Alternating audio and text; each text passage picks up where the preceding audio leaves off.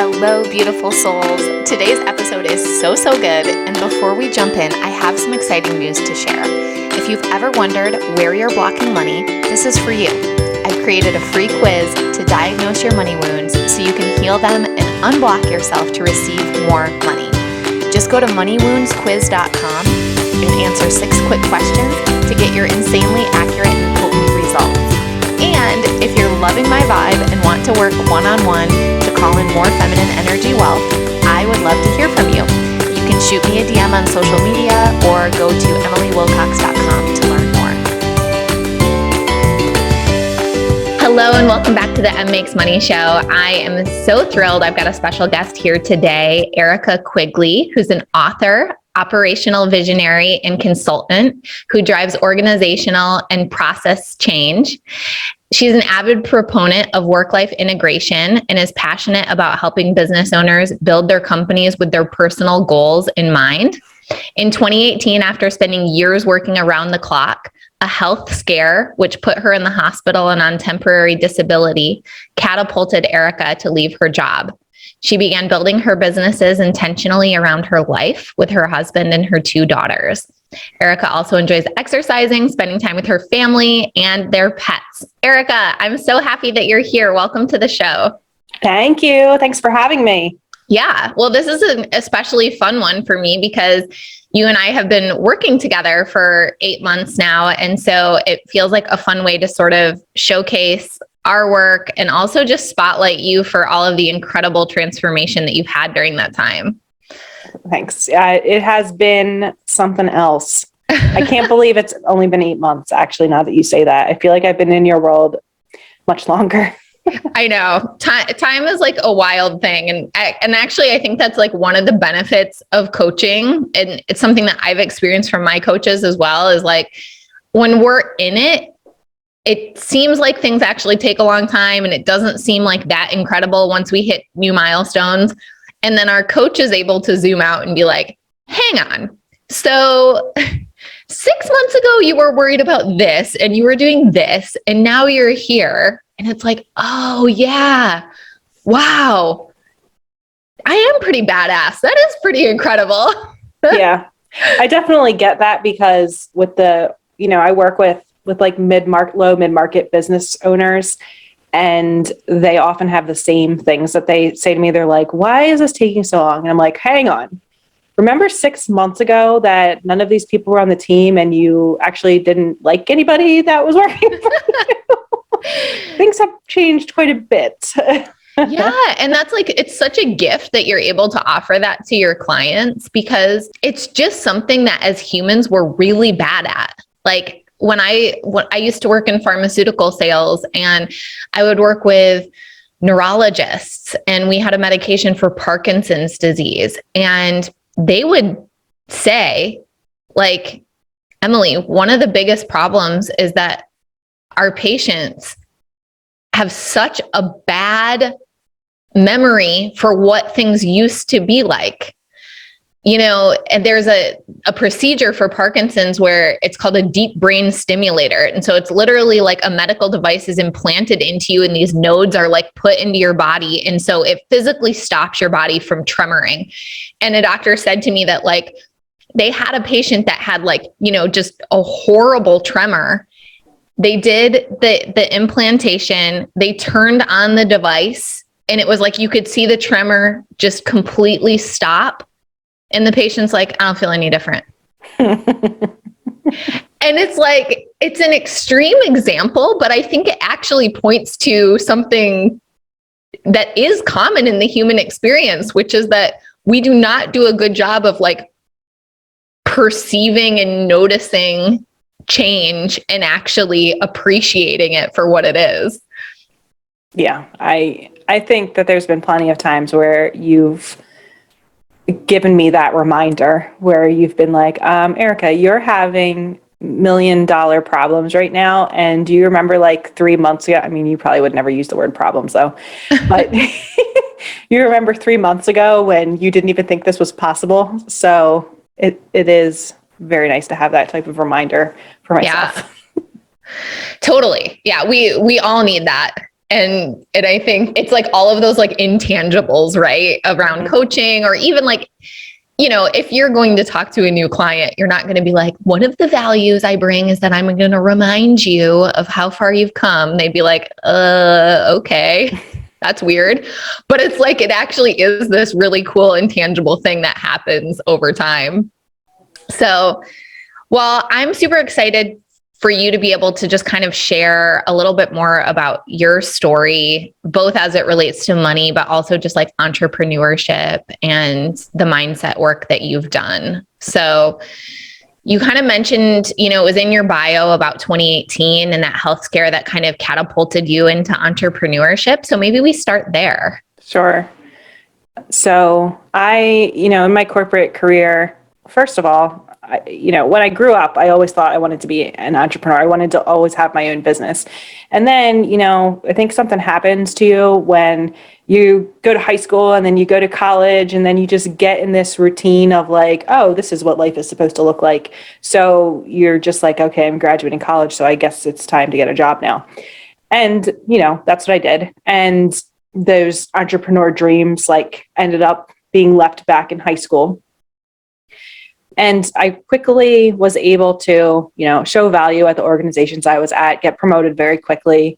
I think I was like 29 when I became a director for the first time. And then I was, my salary exceeded 100,000 by the time I was 30. And, that was a big milestone in my world. And I still quickly continued growing from there. But in those years leading up to 2018, I was feeling like entirely unfulfilled. And I had my first child in 2014, and I had my second child in 2016. And after I had my kids, I was beginning to feel like the only purpose in my life was to bring home money for them to be able to live. And I'm trying to figure out the right way to explain it as to how sad that situation was, where I just felt like I don't have a choice. I have to keep climbing the corporate ladder, and I hate this and I'm exhausted, but this is what I'm doing for my kids. And I have to show them what a strong woman is and what a strong mom is. And even though I hate this, I'll just keep doing it. And it was January 1st, 2018. And everyone's talking about New Year's resolutions, And I said, I think I'll start a business. I think that's my New Year's resolution. Like, I need to figure out something else where I'm not just so disengaged with my life. So I had that as a resolution, and I didn't quite know where to start. I began to look for like a coach, or I didn't know I was looking for a coach at the time. I didn't know what that was. And I began to look for someone to help me. And through like a little chain of events, I ended up finding this guy who helped people who were in corporate discover what they were passionate about. And I began to work with him for a couple of months. And the more I worked with him, the more I realized how much light there was outside of the life that I was in. And I began to get more and more, I want to say like excited for that, except I was more and more disengaged with my current life because I saw how much there was in possibility, and I didn't know how I was going to bridge that gap. But during that year, I continued to, work around the clock. I was working out of an office that we ended up growing so much. It was relocated into the city limits. And so my commute doubled, and then I was traffic and the kids are growing up, and I feel like I'm missing everything. I'm leaving work before they wake up and coming home after they go to bed. And there was this one particular day it was September 20th, I think it's right, 2018, that I had just like had it.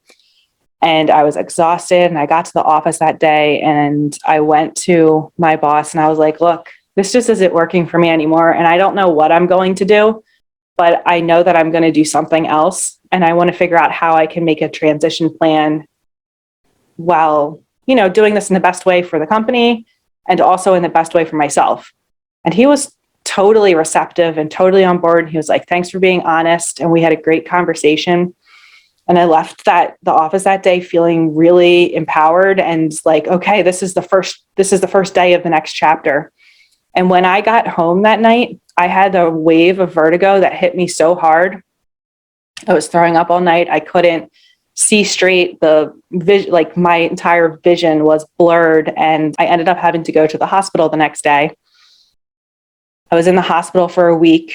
They couldn't figure out what was wrong with me. And it turned out that my lack of sleep and my just stress level and everything combined had swollen up something inside my inner ear, which was causing this constant vertigo. So after, like they rule out an MRI, they did all these tests, and then it's stress related, right?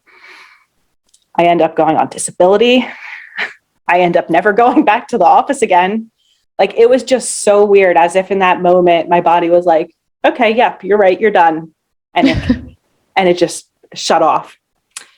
So that was what kind of catapult. It was like the universe forced me into, yep, you're ready now. Well, and to give our listeners a little more context, how much were you sleeping leading up to that?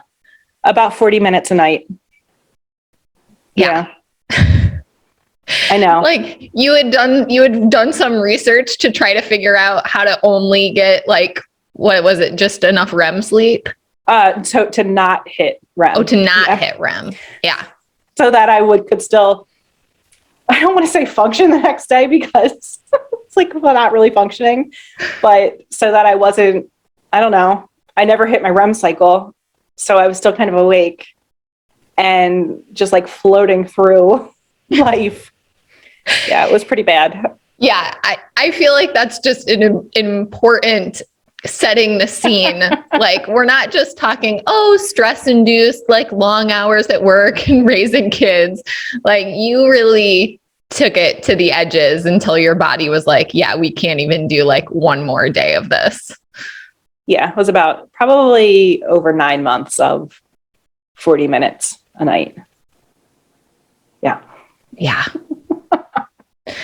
You're wild. Okay. So you end up in the hospital with vertigo. You never go back to the job that you were going to leave anyway. So then what happens next? So what happened was, I was super excited to start my business, but I thought that I was going to have a long runway to do that.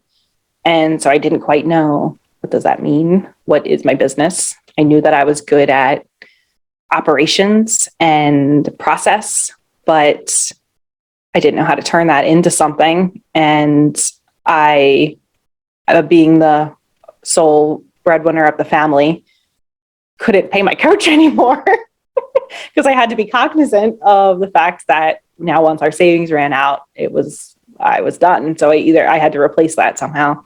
And I was on track that year to make $175,000 with my base salary, and I was getting a quarterly bonus. So that's what I would have ended up with if I had been there the whole year.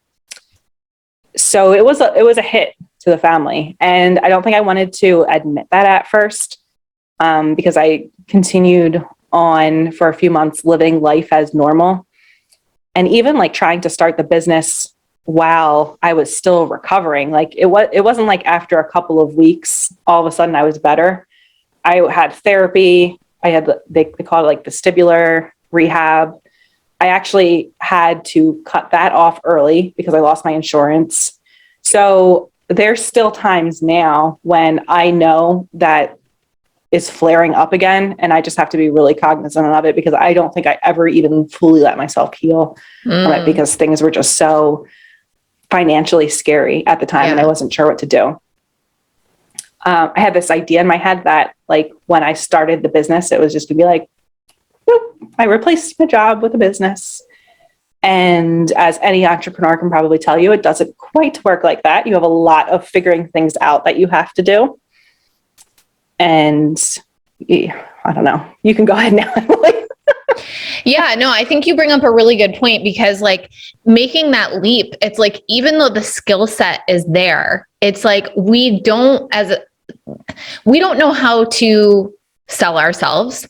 We don't know how to message or market or speak about our services in a way that is interesting to people. We don't know how to set up our offers, how to price them properly. And oh, by the way, while we're trying to figure out all of that, it's like any issues you've had of worthiness. Who am I to do this? Am I enough? Are people going to like me? Are they going to say yes or no to me? Any feelings of abandonment that you had as a child or not enoughness, and all of this stuff just rears its ugly head in our businesses as entrepreneurs. So it's like all of a sudden you're just like, oh my God, why am I getting off of this discovery call and I feel like I want to barf, or I feel like I just want to wrap myself in a blanket and like go in a dark room. What's going on here? And so it's entrepreneurship is like a buckle up and get ready for like ish you've never expected. So you're like, yeah, I'm good at operations. I can make, I can save companies a lot of money, and I can create tons of efficiencies, like boom, go. And universe is like, yeah, but how do you find the people? How do you tell the story in an interesting way? How do you connect your solution to their problem? How are you going to price your services? What are you going to do when someone says no to that price? How are you going to feel about yourself? Yeah. And all that stuff didn't start to hit me until about, I think it was like 6 or 7 months in. And I remember this, it wasn't a call. I actually was having lunch with the guy, and he wanted me to help him with his business. And I proposed my solution to him. And at the time, I was just trying to raise my price, because like at some point we can talk about what my first offer was priced at, but I was just beginning to raise my price. And I said, okay, I can do, all of this work for your business. It'll take probably about 2 weeks to set up these systems and vet out this process, and it'll be $5,000. And he was like, I don't understand. $5,000 for what? This doesn't seem valuable. And I was like really caught off guard. And then he started to talk to me about, like, as a business owner, you need to know how to be a salesperson. And this was not a good sales presentation. And for a year after that, like, I second guessed every single thing I said to everybody. I had no idea how to structure. I was like, well, I guess I can't do this. I have to find something else to do. I'm not good at this. All those worthiness things came up for sure. Yeah. And he was like, I don't know the guy, but he probably was trying to be helpful, and there's some truth there. But yeah, it's like. He was trying to be helpful. Yeah, he was. Yeah. But it hit me not the right way. Right. Yeah. And it's like, he maybe didn't know that you had just built up the courage to give a $5,000 price point. Right. And I think often when we start as entrepreneurs, one of the ways that we try to circumvent this whole worthiness thing and feelings of rejection and whatever is to price ourselves so low that we think then it's going to be an obvious yes for everyone. What we don't realize is that, low pricing repels certain people as well. And so then it's like when someone says no to us at a price that we already thought was like an obvious yes, it just like puts us into this existential tailspin of like, what am I even doing with my life? Who am I? What value do I bring to the world? And it's, the irony is, you don't need to change. Your value doesn't need to change. It's really just like how you speak about it and how you price it has a certain aligned audience, and you haven't nailed that yet. Yeah, absolutely. And if like I could go back to that person and be like, don't worry about this situation right now. Of course, that's all part of the, would I be able to price my offer at $500,000 right now if I hadn't experienced that and went through everything after that? Like I was trying to take a lot of work and work around the clock in 2 weeks to do something that now is an iterative operational process that a continuous improvement that is being priced at $500,000 a year right now. Yeah. Like, that's amazing. Yeah. And the person then would have been like, yeah, right. That's what's going to happen. Right. Yeah. That version of Erica couldn't have believed that. And I think you touch on something really important, which is like the way that our worthiness shows up in our delivery as well. So it shows up in our pricing, right? Often with like lower pricing than we really want, but then it also shows up in our fulfillment and that feeling of needing to over deliver and work around the clock and not have any boundaries. It's like, oh, well, when do you want to get on a call? And the client's like, Sunday night. And you're like, great. Yeah. Like, just no boundaries. Let me work around the clock. And, that stuff is such an inside job. It's like, we have to decide that our family life is important. We have to decide that we can hold a boundary. We have to decide that our work is worth more and that it doesn't have to be all crammed into a 2-week period. And so I know that's been a huge part of your evolution. So yeah, I think it would be really fun for you to share some of your evolution of pricing. Because I think at one point you and I did the math and it was like, there were some payment plans happening and I can't remember what the amount was, but we were laughing about it. It was like $244 or something. My first offer was $2,500 for 6 months of working with somebody where I traveled to their location every other week to work with them for a couple of hours. So what it broke down to was they owed me a monthly payment of $417. Yes, that $417 payment. Yes. And I will say that I sold that offer 2 times and neither of those people worked with me for more than 3 months because they weren't the right fit for an offer like that. And I wasn't the right fit for it either. Wasn't showing up energetically the right way because I was frustrated that I had to drive 45 minutes. And yeah, there was just a lot of things about it that were not aligning. And I didn't know it was the price at the time, but that was part of it. Right. Yeah, totally. Like the energetic exchange was off. And so then you feel resentful or you feel bitter and the whole thing just ends up being misaligned. Maybe let's talk a little bit about some of the results that you do get for clients, just to put it in the context of like how valuable it is, like the work that you're doing. So I work with companies to streamline their processes. So some things that one of my early projects that I did as a consultant was worked with a company in Manhattan to do a reorganization of their people and their process. It resulted in saving the company $800,000 a year. $800,000 a year for 2 weeks of work. There was a company that I worked with that had a very manual process for, it was a sales order fulfillment process and invoicing. So like the order gets processed and shipped and then invoiced. So the average time from shipment to invoice was 42 days it took them to do it. Wow. After we worked together, we got it to 48 hours. So imagine the effect on receivables that has when you're sending invoices within 48 hours instead of a month and a half. Like, that's insane. Yeah. And I feel like with your work too, it's like those are a couple tangible examples. And thank you for sharing that. Because I think sometimes operations and systems and processes can feel almost just jargony, right?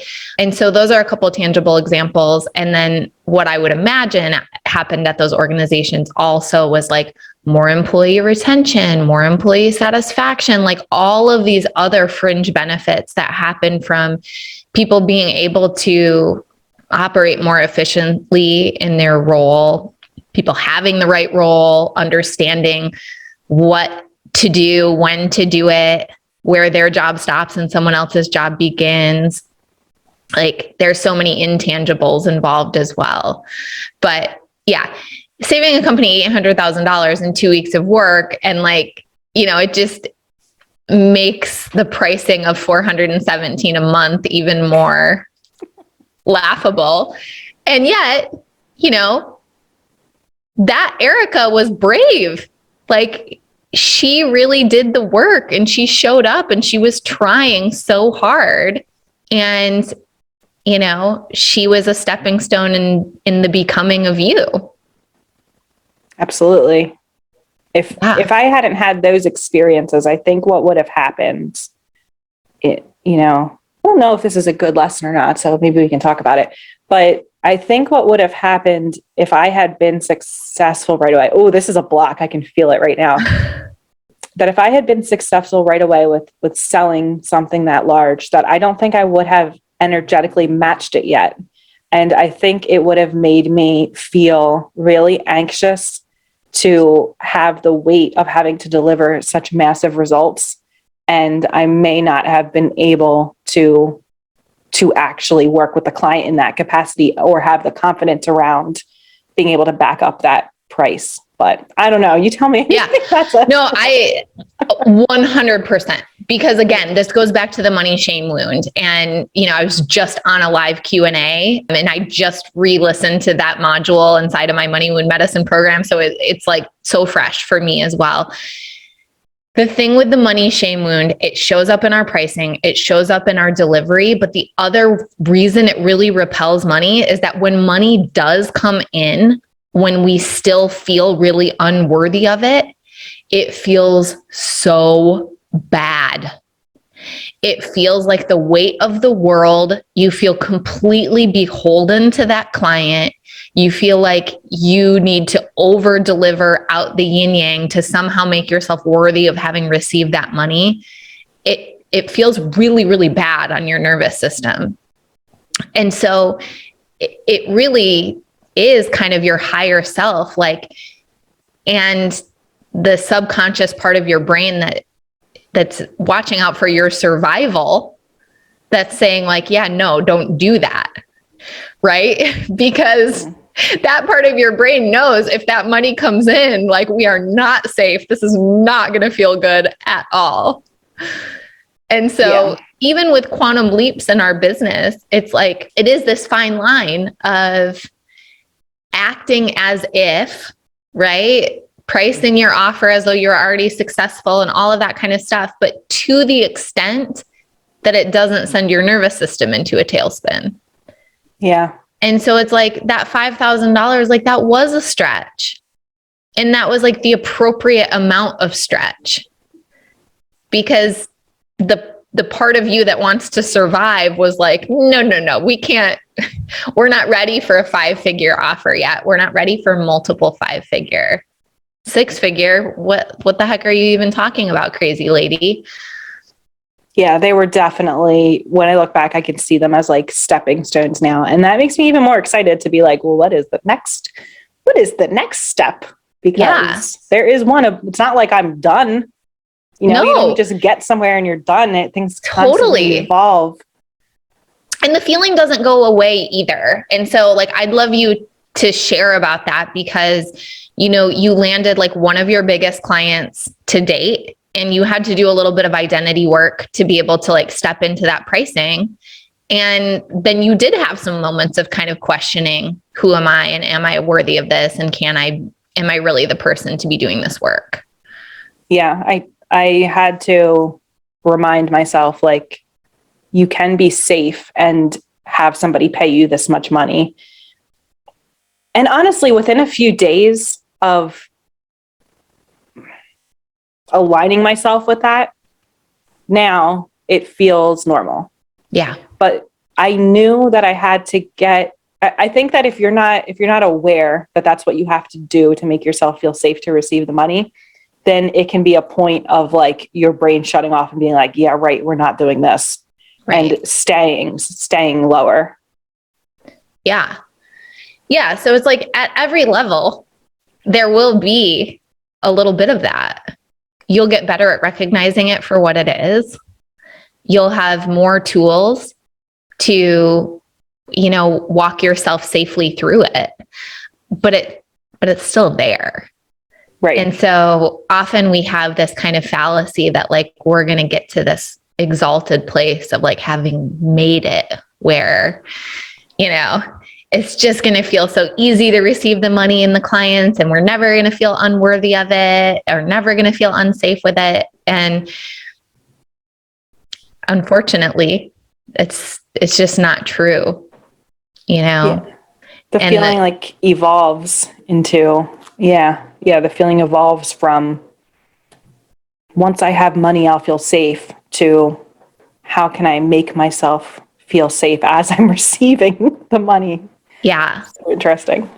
Yeah. And you've definitely had like some dramatic highs and lows with money as well. So I'd love to just invite you into sharing that as well. Cause I think, again, like for many entrepreneurs, this is the part where we make ourselves wrong or broken based on what is or isn't in our bank account. And so I'd love for you to just share kind of what that's looked like for you.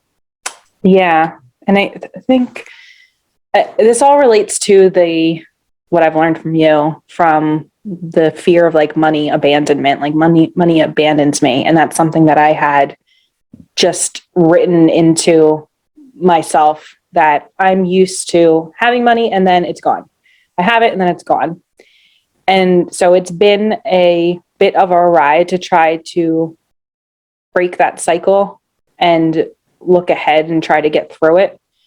Because I would have like, let's say, so I guess Erica we're recording this in February of 2022. So Erica in February of 2021, I think was just hitting $22,000 a month or $20,000 a month or something like that in my business.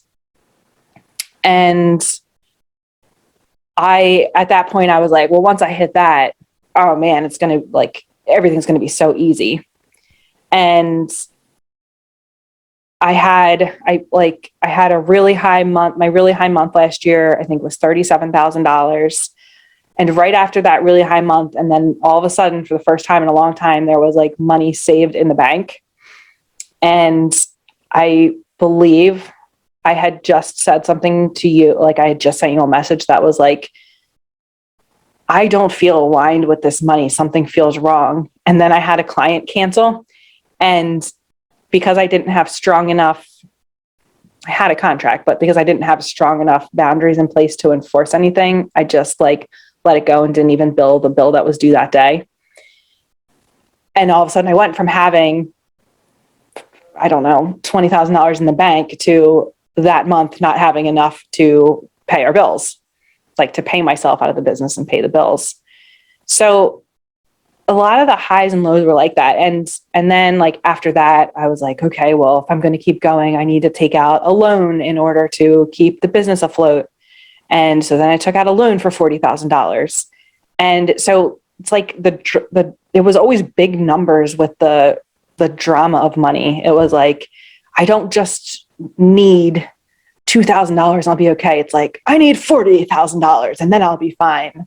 And then like, I received $40,000, but then it's not until I've almost gotten through using all of those loan funds until just in the spare nick of time, I signed another client. And all of a sudden I was supposed to have negative $100 in my bank account tomorrow. But now on the day that it's going negative, I'm receiving my first payment in 6 months.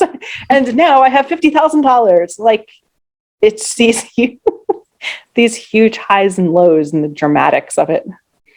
Yeah. Thank you for sharing that, because what you've described, like it really does perfectly describe the disappearing money wound, which is where we don't trust money. And we have this inherent feeling that it's going to abandon us. And it is like the most dramatic of the money wounds, where it's like, I'm flying business class. 2 weeks later, I can't pay myself. Like, it's just, there are these high highs and low lows. And, we can sort of laugh about it when we zoom out enough, but it's not fun to be going through that. It's not fun to feel like I don't feel good when money's in the bank, but it also doesn't feel good to not have any and not know when it's coming in.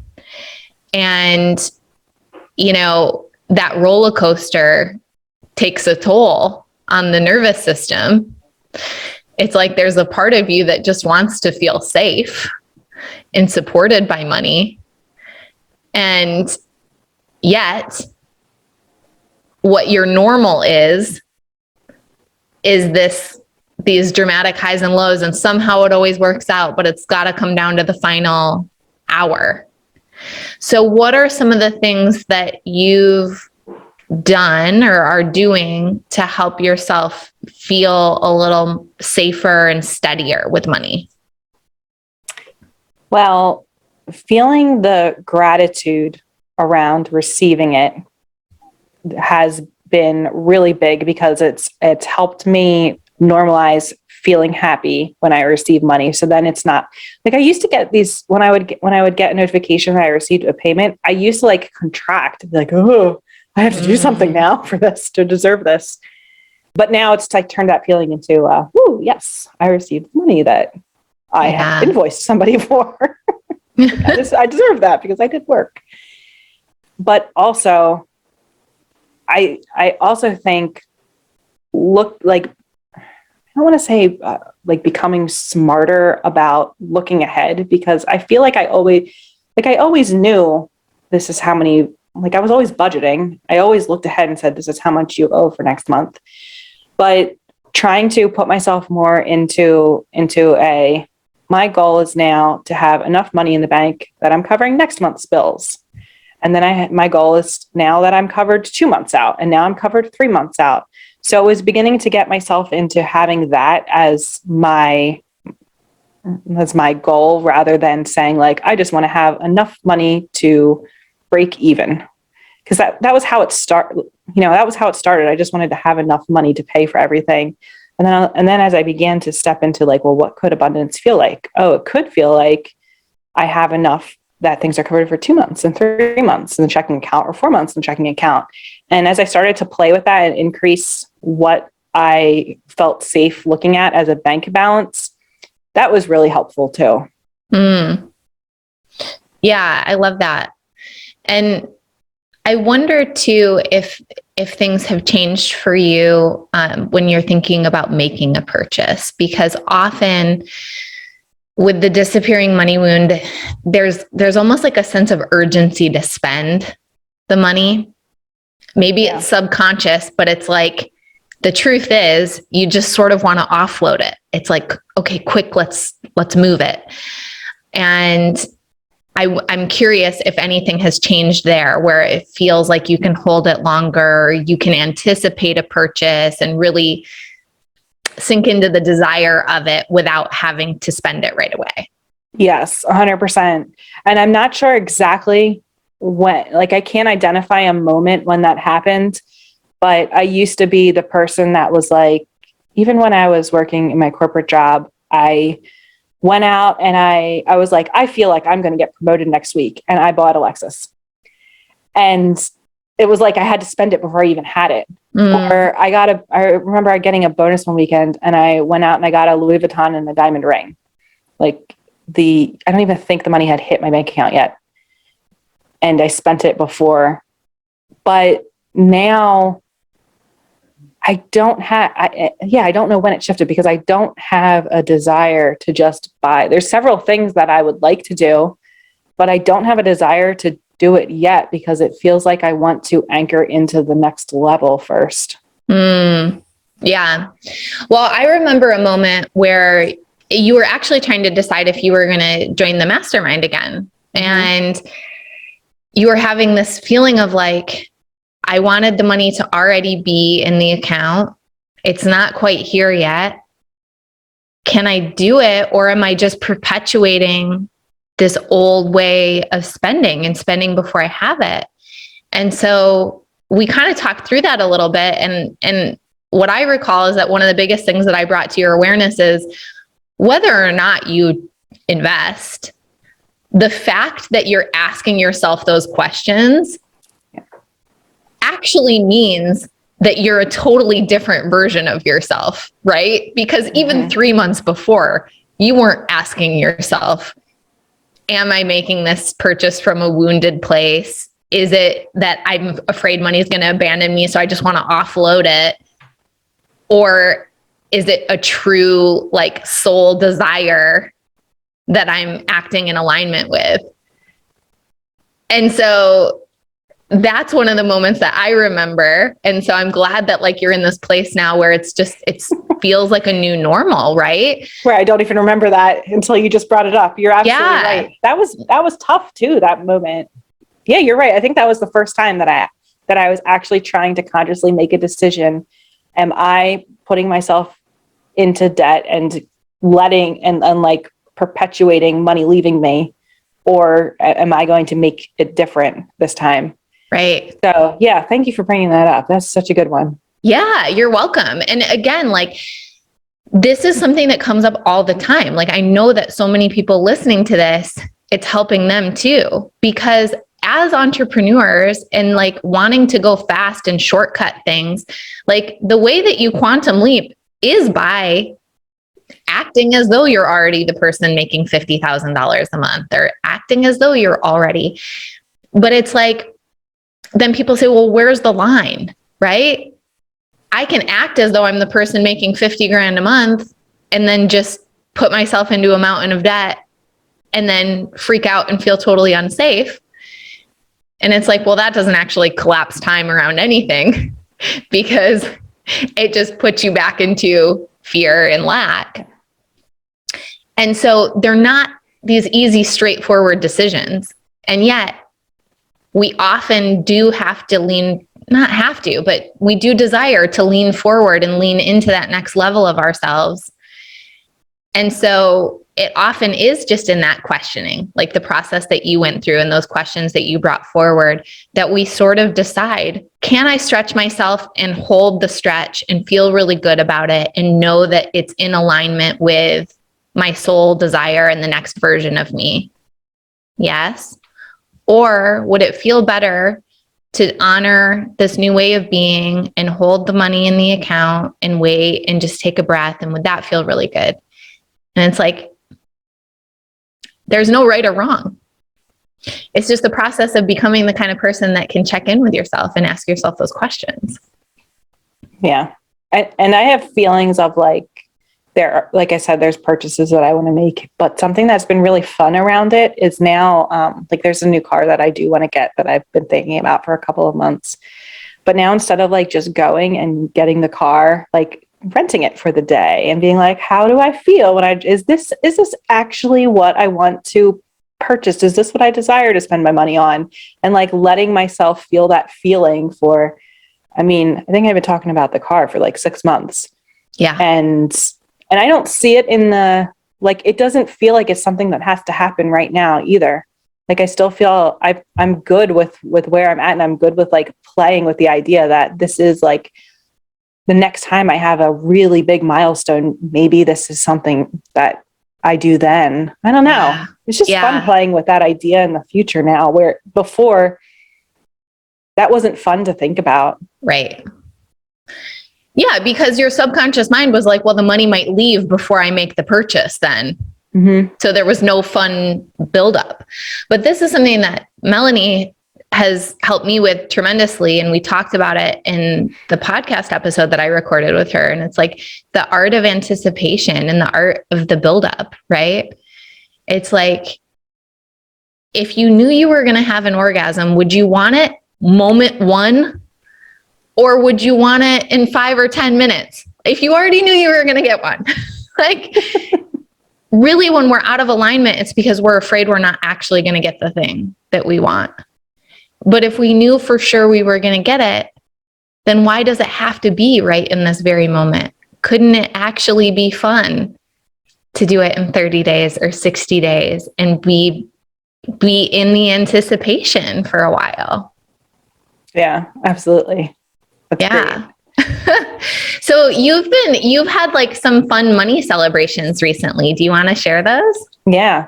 So when we booked this podcast, first of all, I did book out a little bit, and that's a funny story just from like me thinking about it. Cause I was like, I'm going to put this out for like 6 weeks because I'm afraid that I'm not quite anchored into this version of myself yet. I had I think I ended December month was $49,300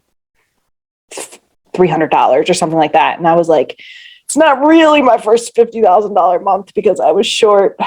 So I didn't really feel like I had done my first $50,000 month. But that was my biggest one. And I was super excited about it. And then in the end of January, I had, there was money that was en route that like was paid to me on January 31st, but didn't hit my bank account until like February 3rd or something. And so I didn't count it in January. And I was like, okay, I just hit my first $50,000 month now in January. So now I'm starting to feel good about this. And then on February 12th, so the first 6 weeks of the year, the business had done $100,000 so far for the year. Yay! So yes, that was one that I had written down. And I was like, I am taking my family out to celebrate, called my mom and my sisters and my grandmother. And I was like, hey guys, tomorrow I'm taking everybody to brunch. Do you want to go? And they were like, okay. I got my girls, we went out and got some fancy dresses, and we went out to, fancy brunch and got some big 100 balloons to anchor in that first 100,000 of the year. So that has been that. I wanted to make that one a big celebration. I want to do it for every 100,000 mark. Yeah. I love it. It's so exciting, and actually is really incredible to think that I invited you on the show in December, and already there's been like more identity upgrades that have happened in like the 6 or 8 weeks since we had that conversation. Yeah. So going from like a first 50K month to, $100,000 in 6 weeks. Right. So we are like 2 weeks and some change into this month. And I wrote out my board over there, $51,877 so far in this month. And we're 18 days in. Mm-hmm. Wow. It's incredible. It's incredible. It's been so fun to witness you. And I love the way that you chose to celebrate too, because the inner work that you've done hasn't just impacted your relationship with money. It's also impacted your relationship with your family and so many other things. And so the fact that you were able to, have your mom and your sister like be a part of this celebration and just be able to pay for it for everybody it actually makes it even so much sweeter. Mm-hmm. Yeah, it was so cool. Yeah, to think like, this is what I'm doing. And I follow like Denise Duffield Thomas, and she's always like, this is what a wealthy woman looks like. So that's what I think in my head. Yes, this is what a wealthy woman looks like. Yeah, and this is what it looks like to be, changing the family tree, right? It's like your mom did the best that she could with you, and now you're taking that and alchemizing it, and your best looks really different, and your daughters are getting to witness that. And it's like, who knows what their best is going to look like, Mm-hmm. But it's really neat generationally to see the impact as well. Yeah, you're right. So, well, thank you so much for coming on the show. And I know that everyone listening is going to want to follow along with you. What's the best place for them to find you? On Facebook and on Instagram, I'm at Erica Q Biz, B-I-Z. Perfect. And we will throw those links in the show notes as well.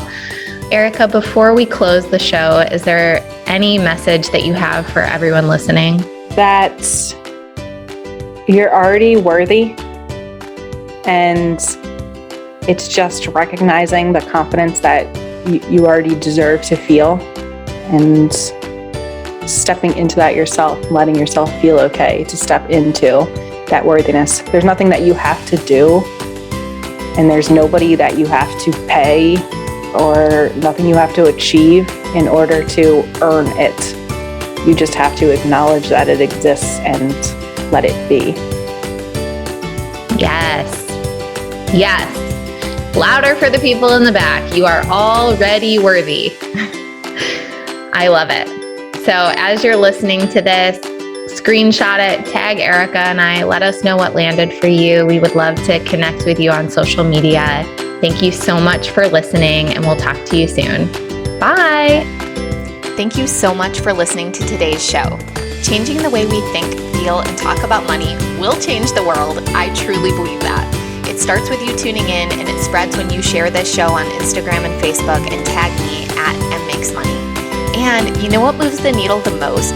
Taking just a minute to leave a 5-star review on iTunes. This show isn't free to produce, so let's multiply those dollars invested to help this show reach a bigger audience each week. Thank you so much for your help. I really appreciate it. And lastly, if you want more connection, more M Makes Money style riffs, and a safe place on the internet to talk about money, jump into my free Facebook group, The Money Club. It's linked in the show notes. Until next time, I'm wishing you health, happiness, and boatloads of money.